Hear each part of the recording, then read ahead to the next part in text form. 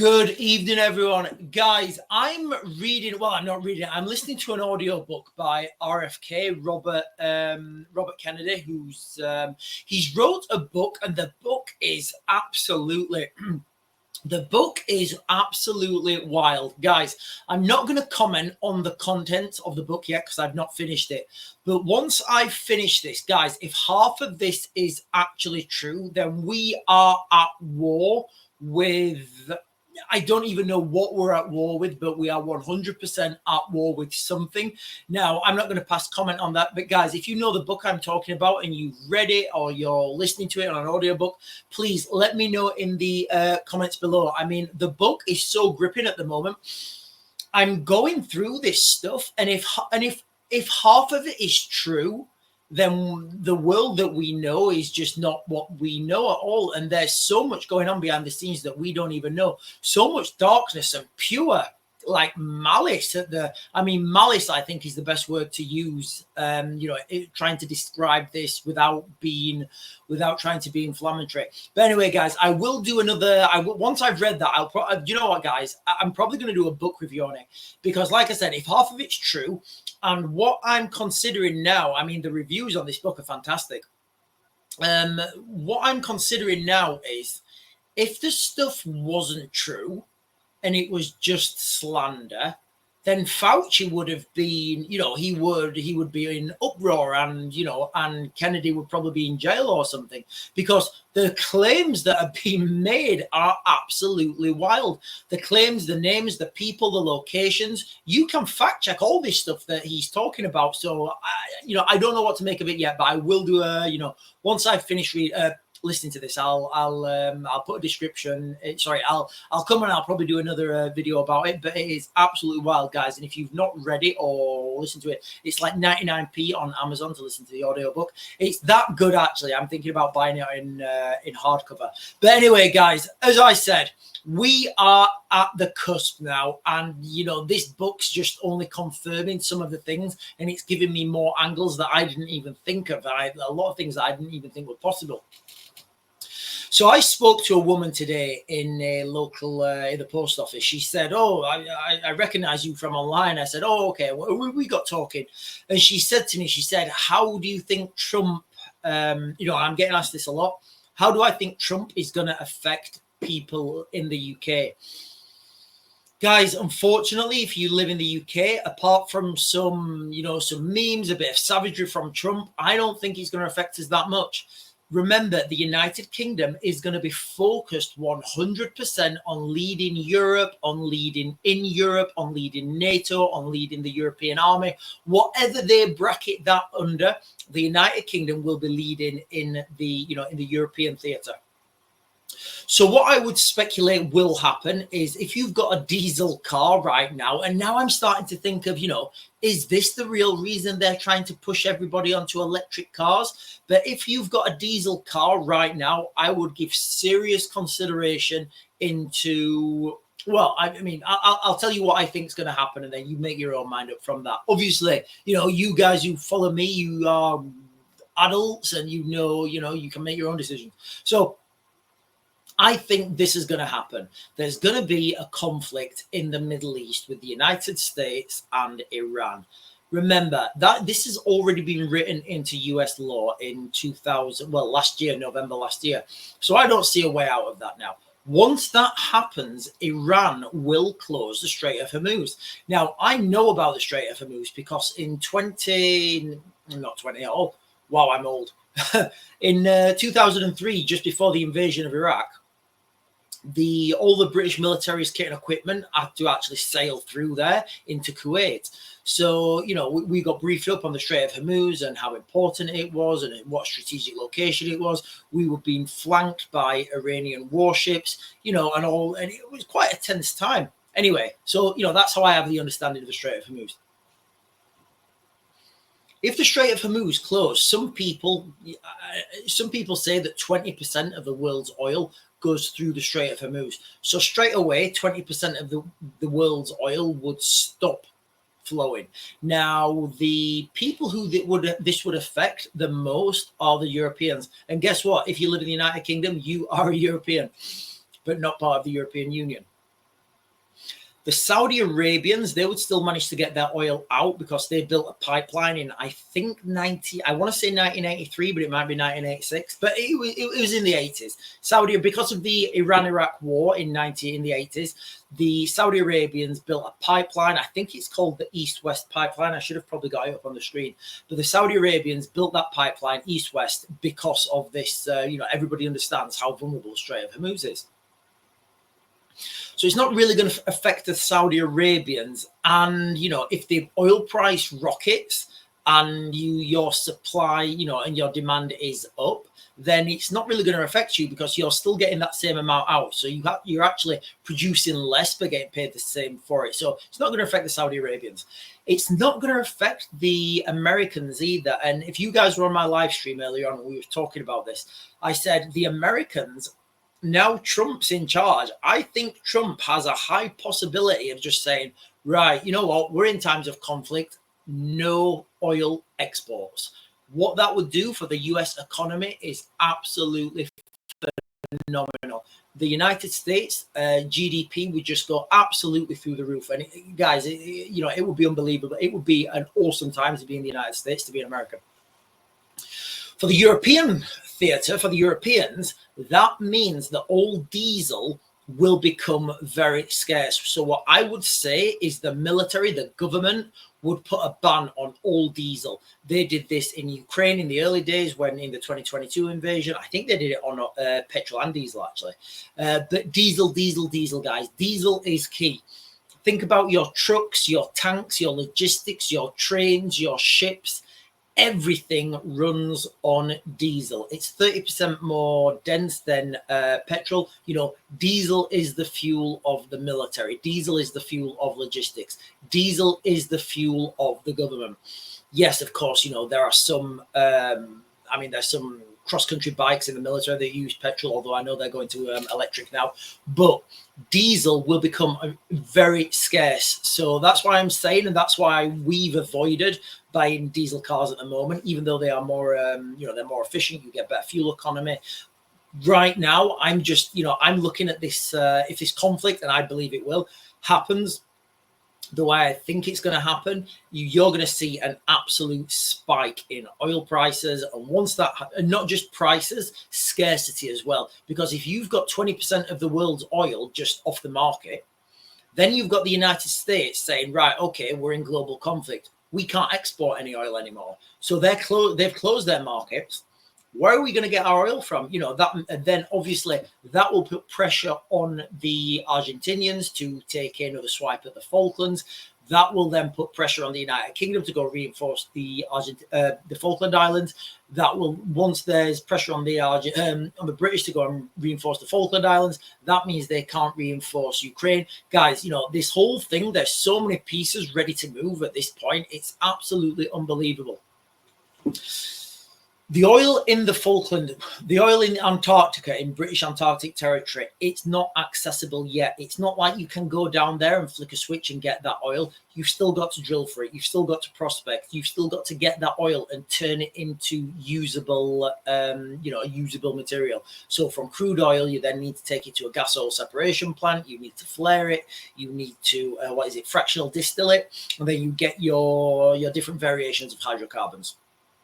That we're a long way off that at the moment, but the initial phases of this will be the war in the Middle East, then the Strait of Hormuz being closed, the gas, petrol, fuel, whatever you want to call it, those prices skyrocketing, the United States closing exports, and then diesel would just, in the United Kingdom, in Europe, I would suspect and I would speculate that all diesel will have to go straight to the military, straight to the government, because they kind of need it. And I'm not saying that's a bad thing. I'm just saying that's what they're going to have to do. Because, if you're wanting to fight a war, you need diesel. A lot of the reasons that good old Adolf's Panzer divisions couldn't fight was because they didn't have enough diesel. So and their diesel consumption was just huge. So it's all well and good having all the latest equipment, but if you can't fuel it, if you've got no energy for that, it kind of doesn't work. And so that's what I think is going to happen, guys. And that's just like what I'm seeing in the future. If you've got a diesel vehicle, if you're considering getting a diesel vehicle, And again, you know, I was talking to my friend. So I went to the post office and I went to see my friend. And he was talking, and I don't know. This is the first I've heard of this. I mean, I do keep my eye on this. But he's under the impression that this pay per mile. In fact, let me just search this quick, guys, because I don't know if this is a thing. This is what he was telling me, and I don't know if this is just wild people at work talking or not. Hang on.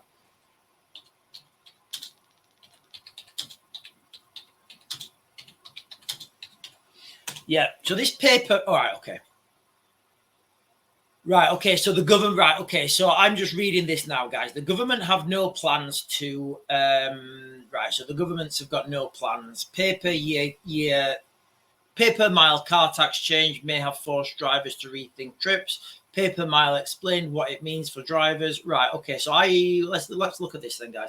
So I'm just gonna I've just opened an article here, guys. So I'll explain what my friend was telling me, and then I will read this article because there is you know, there's things come out on the news about it. So my friend was telling me, and this is just absolutely wild. And again, I may contradict myself in a minute by telling you that this is not working. But the rumor where we live is that if pay per mile comes out, it's going to be 15 pence per mile.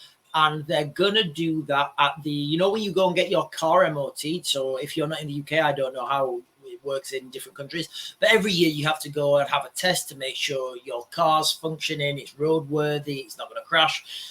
And as part of that test, they take your mileage down. Now, as my friend was telling me, and again, I'm going to read an article in a minute from the mainstream that may totally be contradictory to this. But my friend was telling me that after every time you go in to get your car MOT'd and they write down the mileage, you will then get a bill, 15 pence per mile for every mile that you have traveled. So it will be like once a year, you will get that bill. And I was like, wow, this is absolutely insane. So you're getting taxed on your petrol or your diesel.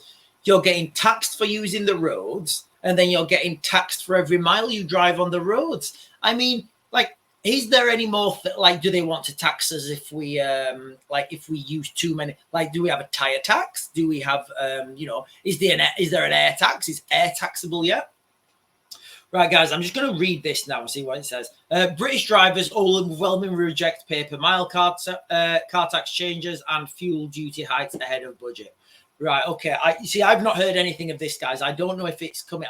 Okay, so looking at this article, it doesn't look like it's coming in now. Right, okay. I don't think this is coming in, but they're talking about it, so I think this will come in at some point, guys. I do think we're going to get this pay per mile at some point. You know, it's not in there now. You know, this was just what people were talking, I guess, in the office. But the fact that people are talking about it and the fact that people are consciously thinking about it, it'll come in the next budget. You know, if not the next budget, maybe the one after that. You know, at some point, this pay per mile is going to come in, because the way we was talking, then we started talking about it, and we said, well, okay, so if all these people are going to electric cars, and there's a number of electric cars on the road now, do we think the government are just gonna not take any money off those drivers? No, of course they are.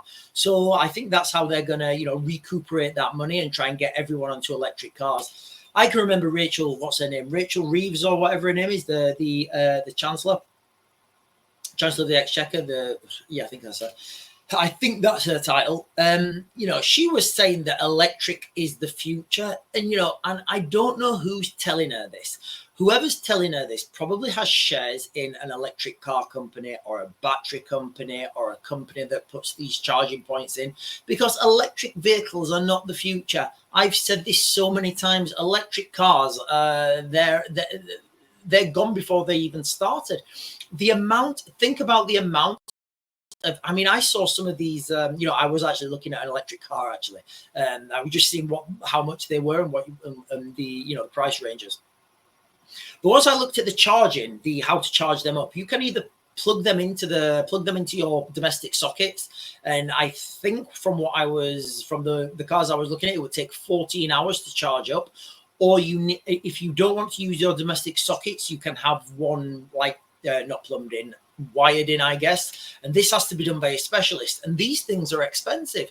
But once it's wired in, you're looking at getting, I think, 7 kilowatts out of that. Now, the charging stations at like the service stations, those big charging stations, they're like 20 kilowatts, 50 kilowatts. Guys, have we any idea how much draw that will put on the cables? Can you imagine now if everybody's got electric cars and everybody's plugged into 50 kilowatts? The grid isn't made for that. You know, we don't have that infrastructure. We don't, the cables that are laid on the ground that have been there for years and years and years, they don't have that. Can you imagine now, right? Everybody, you've got full capacity of electric cars charging up. There's an England football game, it's half time, and everybody flicks their kettle on. You're going to see blackouts. You are going to see blackouts in this country. And then I saw something else about, what was it? That these smart meters that we've all been told to have. What was it called? Dynamic usage of your tariff. So now they're saying, you know, you can use your, you know, you've got to use your electricity dynamically when there's, you know, and when there's different supplies. And it's, guys, I can pretty much guarantee at some point in the near future, we are going to have energy blackouts. And a lot of it's going to be because of these electric cars that we're drawing on. We're draining our grid with these electric cars.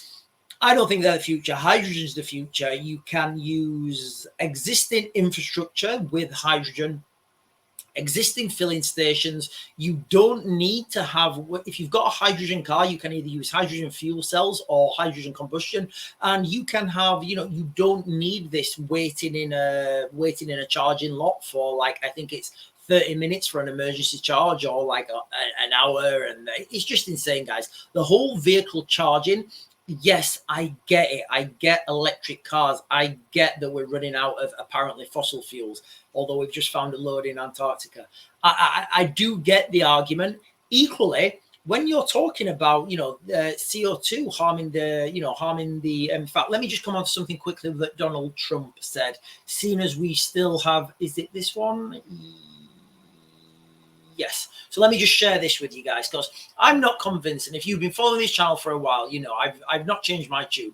I'm not convinced on human-caused climate change. Now, there's two things that you need to consider, because somebody in the comments was saying, "Oh, you're stupid if you think that humans are." No. Climate change is real. The climate is changing. That is a fact. I'm not arguing that. What I'm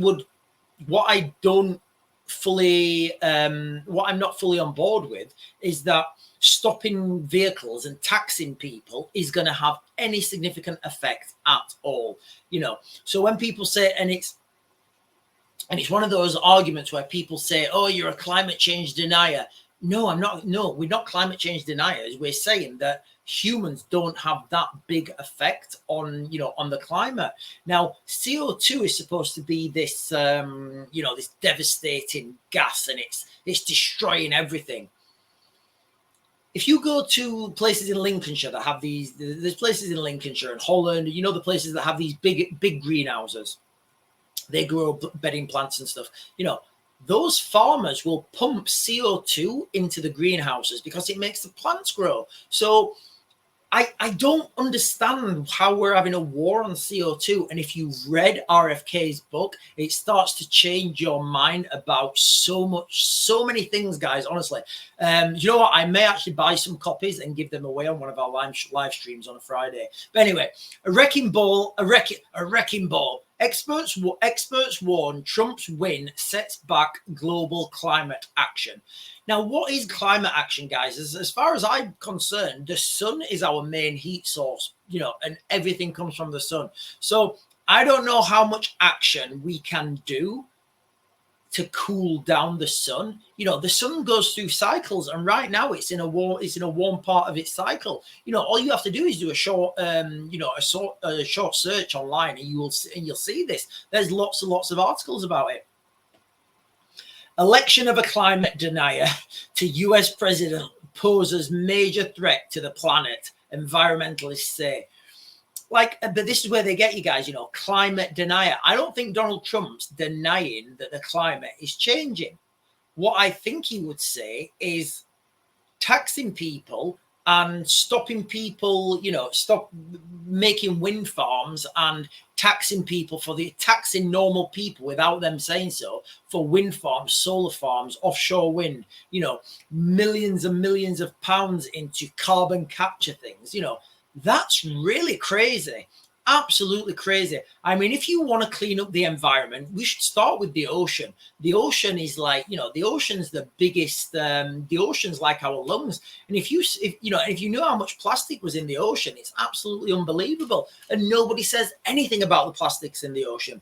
As far as I'm concerned, the plastics in the ocean is the biggest, that's the biggest threat to humanity. I mean, realistically, if there is a problem with CO2 in the atmosphere, what, more trees are going to grow? Trees are going to be more healthy? Really? Is that it? So more CO2 in the atmosphere and our crops are going to be more healthy? Really? Is that what we're doing? We're trying to stop. And guys, like, I'm in this book now, this RFK book about Anthony Fauci, and the depths and the darkness and the shadow movements, if it's true, I don't know if it's true. I'm not saying it's true. I'm certainly not saying it's not true, but it kind of makes you think in a totally different pattern. You think on different directions, and like even things that I thought were like fringe are like, once the names are there, the names, the places and the locations, and you can think, right, this is wild. I'm going to pause that and I'm going to do a quick search on that. And you're like, oh my, wow, that's real. No, that's real. So then when you keep going on and on and on in this book, and he's putting all these things together, it's absolutely insane. Like I said, guys, with that book, I'll probably do a review on it. I may even buy a few copies and give them away on our live streams on a Friday. Tomorrow, guys, tomorrow's live stream, we're giving away an urban survival kit. People don't think about urban survival, but it's the biggest one that you need to worry about. So, yeah, the situation with the climate is absolutely insane. And it just seems we're getting taxed and taxed and taxed. And this pay per mile move to electric, it all feeds into this, into this insanity narrative that we're just getting taxed and taxed and taxed into absolute oblivion. And at some point, people will break. They really will, and at some once people break, those people who've done this with all their money, they'll just say, oh, we broke that country, we're going to go, and this really is ideological subversion at the highest level. Now, the real question is, and again, I'll be honest with you. I think if you started watching my videos, I think you've seen me, you've certainly seen me evolve from someone who was quite matter of fact. And the deeper you look into these things, you're like, wow, okay. Because in the back of my head, I'm always conscious of cognitive dissonance. I'm always conscious that if something is so wild, you tend to have a normalcy bias and think, right, that's so wild, it's not true. But because I know about this, I'm thinking I have to stop myself and I have to think, right, okay, this might be true. Let's just give it the benefit of the doubt. Let's look more into it and let's make our own decisions, which is what everybody should be doing. So, yeah, I'm going to do a review on that, guys. But people are talking. There's a lot of wildness out at the moment in the United Kingdom. If you live in the United Kingdom right now, it's kind of a plonk time to be in the United Kingdom. It's kind of plonk. So I'll go right back to what the lady said in the, in the post office. How do I think Donald Trump winning the US presidency is going to affect us in the United Kingdom? Unfortunately, not much. I don't see how, the United States can have any effect. I think it's already agreed. And it's been agreed a long time ago that the United States will go and sail their, an expeditionary force into Iran, and the United Kingdom will lead in Europe against the Russians. I think that's a done deal. I think that is an inevitability. And if you look at everything through that lens, everything just makes perfect sense. So what else is new, guys? What else has been happening in the United Kingdom? There's been a man, and I don't know if you know this, there's been a man, how do I put this? Decapitated in Edinburgh, in Cowgate. Now, a lot of people have been sending me this, and I've had a lot of people have been sending me the footage. First of all, guys, I don't think this is terror related. I'm not a chance. I don't see this as any chance that this is terror related. I don't see this any chance that this is terror related. but it may be. I don't think it is. And I don't think there's much of a chance. But what I want to highlight is, and what I want to comment on, is how nobody trusts the government anymore. Like, again, I don't know how this has happened, but, you know, I've seen weird things happen. I've seen people hit with cars, you know. Apparently this guy was struck by a bus. A bus has a lot of kinetic energy. You know, if he got hit by a bus and it was he got his head caught in something, you know, this could happen. Now, the reason I'm saying I don't see any chance that this was terror related is because sheer number of people on the streets that night, somebody would have seen something. There would have been reports on social media. There would have been some footage. So I just don't see it. I don't see the likelihood of that being a terror incident. But Nobody trusts the government anymore. Nobody trusts Keir Starmer. Nobody has trust in the government. Nobody has trust in the agencies. Nobody has trust in the media. So people are coming to me now and saying, Sean, what do you think? So I'm like, well, you know what, guys, honestly, I mean, yeah. So I was going to say for our subscribers on another platform, but and this is kind of a problem now. It really is, because when we move forwards, if the government are telling us something, you know, and it's real advice, like, you know, get underground, something is coming and it's going to go kaboom, people will be like, no, we don't believe you. We don't believe you. And this has happened through a series of catastrophic failures by the government, you know, not least the Southport, the Southport incident, where we have this guy who, well, I've done videos on it before, guys, but, you know, we have this guy that's got ricin found at his house. He's got an Al-Qaeda training manual found at his house. You know, he's having pictures, you know, he's covering his face up. And, you know, the mainstream media are saying he's a Christian boy from Wales. He's a good old Christian lad from Wales. And the only pictures they're showing of him are when he was like 12 or something, like, and he looks all beautiful and innocent. Guys, if I did something now, if I went and, you know, I don't know, or if anybody went and committed a crime right now, do you think that they would show pictures of you when you were 12? Really? And again, I don't know why this is. It's gaslighting on an industrial scale. And every time I'm thinking about this now, guys, I'm thinking back to this Fauci, this book that RFK's wrote. It's absolutely wild, guys. It is an absolute eye opener. I know I keep going back, guys. I'm not endorsed by him at all. It's just a fun. It's absolutely. I'm going to stop talking about it now, guys. But it really does. You know, it gives you another context on everything that's been happening in the world. But the Cowgate incident in Edinburgh, nobody believes the government anybody. Nobody trusts the government anymore, which is never a good thing. But we've been led to this, and by never a good thing, I mean, if you don't trust your own government, how can society move forward? Oh, come and vote. Well, we're going to vote. We don't care. You know, and okay, right. This incident's happened. Well, has it really? We don't believe you. You know, and when you see the policing that we have in the United Kingdom so politicized like it is, you know, it's easy to see how people lose trust with the government. It's easy to see how people lose faith in the government. So the situation, we've talked about what's going to be happening in the Middle East. So what's going to be happening in Ukraine? Well, Ukraine, Russia latest. Trump to call Putin as EU urges president-elect to keep supporting Kiev. Not going to happen. Never going to happen. It's not on the cards. It's just, it's almost a done deal, guys, now. Hang on, I can't find my phone.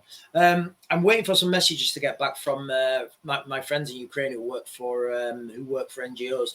But it's media reporting that Putin and Trump are gonna have a call before Trump's inauguration, and you know, people are speculating what's going to be on this call. Kind of doesn't really matter. It does not matter what's on this call, because I think that these lines have already been set out. You know, I think this is a done deal. I think the United States are going to stop funding. They will still support the Ukrainians in their fight for freedom, and there'll be yada, yada, yada. But on the face of it, you know, the United States will pull their funding from Ukraine. which will leave the European Union to do this. Remember, the European Union have already put things in place. They've already put things in place to fund, to fund the Ukrainians. They're going to be taking money off Russian oligarchs from seized assets. They're going to be, they're going to be giving more weapons. They're going to be giving more support. And at some point, you will get boots on the ground. And now the influx, if that's the right word, of the, of the North Korean troops into Ukraine at the moment, it's kind of insane, because reports are out now that the Ukrainians have started shelling North Korean troops inside Russia, inside the Kursk region. Now, the fact that this has come out on mainstream media, it kind of shows you what the conflict is like. And the conflict is, how do I say this? So the Ukrainian troops are very experienced at fighting the Russians, but they lack the training. Now, I know that sounds totally counterintuitive. Like, what do you mean experience? You don't need training when you've got experience. Yeah, you kind of do. So the Ukrainians lack the skills that the NATO army would have, where they can conduct, offensive operations with their infantry. So what you find is a lot of artillery shelling, and then you will see these movements where mass amounts of troops will just rush into a location. Once everybody's run off, they will dig in. They will wait for then they will wait for the enemy artillery. Then they will either hold that ground by just holding it, waiting it out while they're being shelled, or they'll retreat, and then the bad guys will move back in, whichever side you're looking at. And that's kind of what you've been seeing in this in this conflict. Yes, of course, there are more complexities to that. The Ukrainians have done some fantastic raids with their incursion into Kursk. They've done some fantastic raids with getting their getting a lot of their ground back. But if you look holistically, strategically, on the situations on the ground, their tactical capacity, it's not where it could be with more training, because a lot of the training's being done in the United Kingdom. Now, the problem with doing the training in the United Kingdom is you're doing the training in the United Kingdom. So all these guys get trained up to a certain standard, and then they go back to their units, and then they say, right, okay, we're trained, but the commander who's in charge of them has no idea how to use those infantry. And that's kind of the problem. Again, it's also a problem where you get different countries teaching different people. So you may have had commanders go away, Ukrainian commanders go away to France and done a French command and control, command and leadership course, and then he may be in charge of infantry, and those infantry have been trained in Britain. So you see there's complexities, and it just slows everything down. It's kind of the good thing about the British military. The good thing about the British military is everybody does a standardized training, so you can take anyone from any unit, and in theory they should be able to fit back into any unit of any other unit.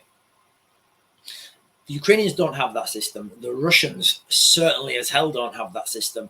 And the North Koreans, well, I don't think they have a system at all. So you're getting this situation where you're having the North Koreans, who would be inexperienced and poorly trained and malnourished, fighting the Ukrainians, who are poorly trained and really experienced. So, the North Koreans aren't doing too well. Now, the Russians need to make a decision on where they're going to go with that. But, let me just come to the map, because even with all this, guys, the Ukrainians are really struggling with manpower, absolutely struggling with manpower. So the situation on the ground right now in Ukraine. So this is from 1st of October. You've got Pokrovsk wrong way. You've got Pokrovsk, you've got Dnipro. Guys, I think there could be a land grab towards Dnipro like, I think if they break through this region, the Russians, they could get, and encircle Dnipro. Obviously, you've got the river Dnipro, and further up that way, you've got Kiev. But I want to focus on this area here because everything at the moment is around this location, Pokrovsk. So, guys, remember, this was the 1st of October. Just watch this ground here. Just watch this ground. And remember, this is, each click is a day. So I'm just going to go fast. Can you see how the Russians are just taking small amounts of ground every day, and the Ukrainians are not taking it back? Can you see what I mean now, guys, when I say the situation in Ukraine is absolutely dire and the Ukrainians don't really have anything to throw back at this situation? So if we all, we all want to put our Ukrainian flags up and be pro-Ukraine and, all the rest of it. I remember when this, when this started in 2022 and I was sat back and I was like, people have no idea what is about to happen to them. And you've got all these little, these girls with the Ukrainian paints under their eyes. And I was like, you know what? People have no idea what's coming, guys. We really don't. So I'm going to leave on this. I'm going to leave on this because it did make me laugh. Let me go on to the share screen.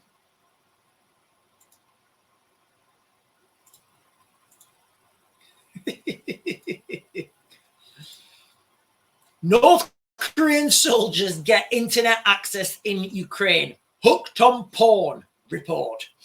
Amid growing Moscow-North Korea ties, Russia deployed more than 7,000 North Korean soldiers in areas near the border with Ukraine. So apparently, from the article, I'll put this in the description, guys. They've all had, their first taste of internet, and they've all gone straight to the porn sites, and they're all combat ineffective because they're all beating off. Absolutely wild times, guys. You could not make this up. But you've got to remember, the North Koreans don't get internet. They don't have any idea what's happening in the rest of the world. They are really, really absolutely wild in North Korea. Anyway, guys, I'm going to leave it there. I'm going to back to grid, and I will get you guys another video later.